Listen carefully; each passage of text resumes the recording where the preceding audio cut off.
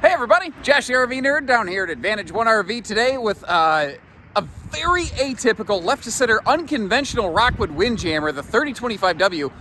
This was a mainstay staple down at Haylett RV for a long time. I always liked how it was a little bit different. It's a different take on a big triple slide model, and I say only 7,755 pounds because with 3 slides, this qualifies absolutely as what I like to refer to as a flat deck fifth wheel, and that is very light for something that size. Has opposing living room slides and island. It was towed around and it got around quite a bit. Folks took good care of it overall for what I can see. I can't find any, like they didn't back it into a post. I haven't found leaks or damage or anything like that. It was used. It shows a little wear. I'm gonna point that out as we go, but overall, pretty cool. It's a little bit different though, in that it actually has a bedroom-bathroom ensuite, which is something I learned from watching a little home and garden television, trying to brush up on my residential terms. Fancy dancy.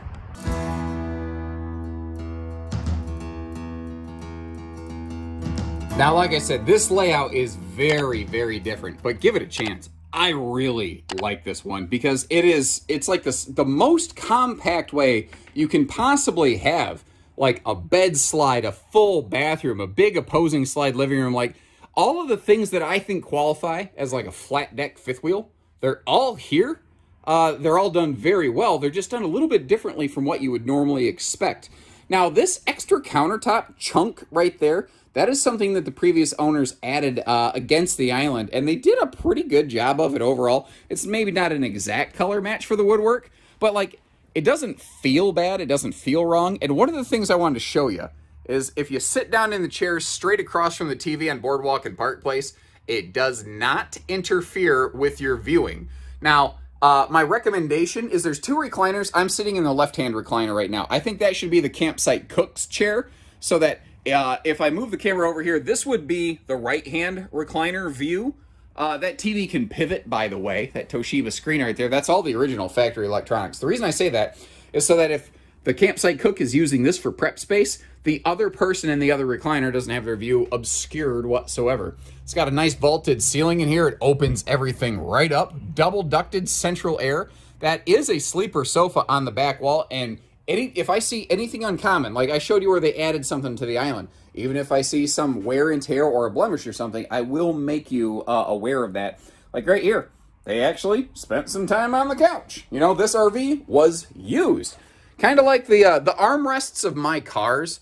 I don't know what it is. I must just lean and grind on that thing with my elbow all the time. Every car I've ever had, I've always got a divot worn right into the armrest.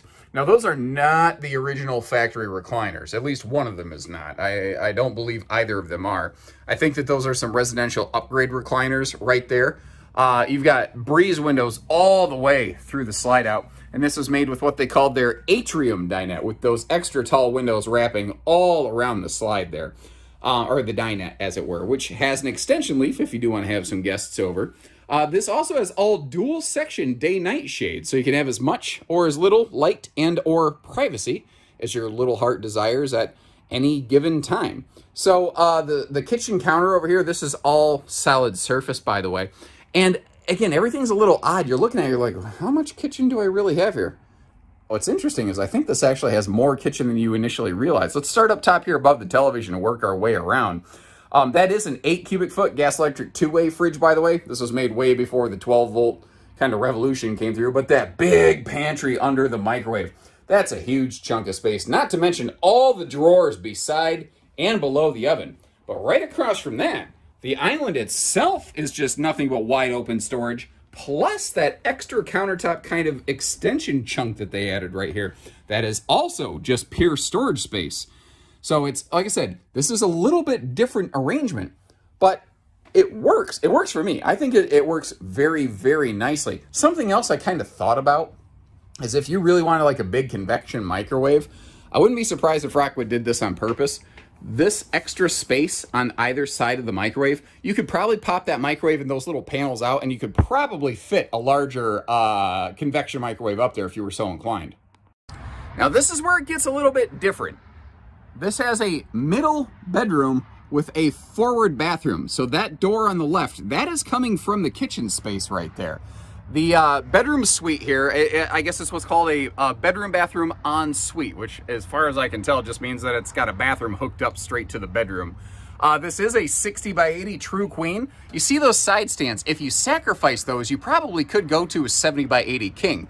You'll also note this bedroom has a lot of storage going on, kind of like the kitchen. It's all very unconventional. Like, there's storage from the outside below the headboard, plus you have those big mega drawers right there. You might have noticed the previous owner's hitching also included under that space. The cabinets above the bed, extra little kick of storage right there. But if you notice, there was kind of a dead chunk of space on the wall in the bedroom. That is actually hanging closet space here in, off the living room is what I was saying. That is actually hanging closet space here in the bedroom on the right-hand side there. Now, the master control panel is interestingly located here in the bedroom. That's because when these slides are closed, you actually need to kind of come in here to start getting the slides open so you can navigate into the rest of the RV. You almost open half of it from the front and half of it from the back. It's different, but I mean, you know, again, the whole RV is different. It's not for everybody. I love it though. I love this layout. I think this is a lot of fun. I don't care that I got to go push 2 buttons in 2 places. I do it one time and then I'm camping. No big deal. Some serious dresser space down below here in the bedroom as well. And you can see how this was built with that extra factory television over there that actually mounts under the overhead cabinet. Just a little bit different, once again, but I think you get the idea. I don't think I need to keep saying the word different. If we turn this into a drinking game and you took a shot every time I said the word different, you better go get your stomach pumped because it's not going to be a good day for you. Now, this bathroom is really actually the secret in the sauce. And what makes it work is the chassis actually ends like just in front of the toilet. Everything up that direction is kind of hanging over the A-frame tongue of the trailer, which is very uncommon. But it's what allows us to keep the length of this as short as possible while giving us a full functional triple slide RV. See the big vent fan up there? And this is what's known as a dual lavatory, yes. A double sink, basically. By the way, the kitchen sink and both bathroom sinks, they're all a stone cast material. You don't see it used a lot in the RV business nowadays. This stuff is great. It is 500 degree rated. It's like super impact resistant. It can't rust from like if you crack a stainless sink real hard, you know, it's not going to dent anything like that. In the middle here, you've also got some serious linen space because that does go all the way up to the nose there. It's maybe kind of a thin door, but when you get in here, you see it's actually a very large compartment hidden inside there. And then over here, kind of around the corner, that's where the shower's located. Now remember that vaulted ceiling plus the skylight. It's going to mean that even a taller person like me can get in here and bathe pretty comfortably. And what's also interesting is if you're in the shower and your partner needs to come in, that door kind of still lets you maintain some privacy. I don't think that's what Rockwood was trying to do, but I do think it kind of works. And pretty much everything I've seen, the outside of this thing looks as good, if not better, than the inside of it. Couple notes too. You see that aluminum shrouded protected awning? That is a feature often found on the Rockwood signatures. So what's it doing here in a Windjammer? Well, a Windjammer and a Rockwood signature are basically the exact same RV. This was the highest level, fanciest thing that Rockwood made the year that this was built. Now, the Windjammers are temporarily phased out of production. It's been that way for a couple years. Rockwood does hopefully plan to bring them back eventually, but just the overwhelming demand they had for other things, they had to pause these. But that doesn't mean like, oh, I can't get parts for a Windjammer. A Rockwood's a Rockwood's a Rockwood. That's what's cool here. And remember how the bathroom hangs out over the tongue. So, you know, there's a little bit of an overlap here, like where those propane tanks and stuff are. But that means that the whole RV is a little bit shorter, lighter, easier to manage. Power tongue jack, 4-corner power stabilizer jacks, power awning, everything on this simple and easy. It does have a fully enclosed underbelly with 12-volt tank heaters, by the way. If I get right down the side here again, just the gloss. Look at the reflection of that Outback on the skin right there.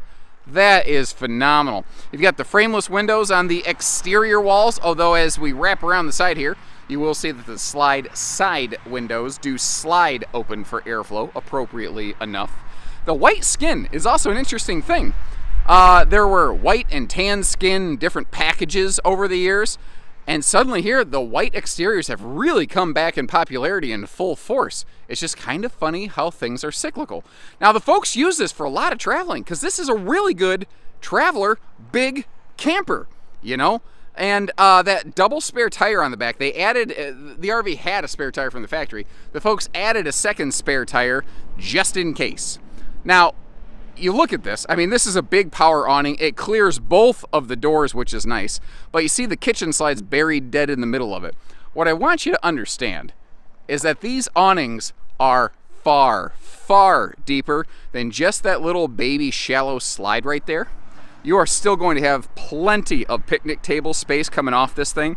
Also, consider the fact that basically the way that's designed, you pretty much got a free slide awning topper built right into the RV.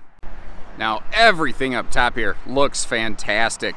Everything on this RV, all the exterior is white, by the way. That will organically shed a ton of heat off this thing to help keep you a little bit more comfortable if you are not able to get under any kind of shaded cover.